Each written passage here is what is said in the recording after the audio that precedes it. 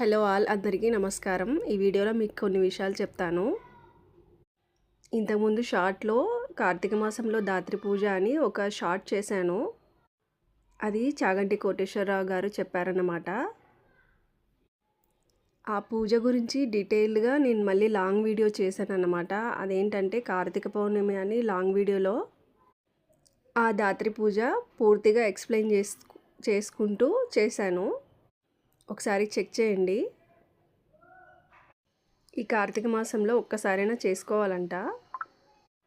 ఇక కుకింగ్లోకి వస్తే స్టవ్ మీద ప్యాన్ పెట్టి అందులో బటర్ వేసుకొని కొన్ని వెల్లుల్లి రెబ్బలు వేసుకొని అవి వేగాక ఒరెగానో వేసుకోవాలి. ఒరెగానో ఇష్టం లేని వాళ్ళు స్కిప్ చేయొచ్చు. తర్వాత కొత్తిమీర, కరివేపాకు, స్వీట్ కార్న్, ఎండుమిర్చి, పసుపు, సాల్ట్ వేసుకొని బాగా వేగాక రైస్ వేసుకొని మంచిగా కలుపుకొని దించేసుకోవడమే. వేడివేడిగా స్వీట్ కార్న్ రైస్ చాలా బాగుంటుంది. ఒకసారి ట్రై చేయండి. Thanks for watching.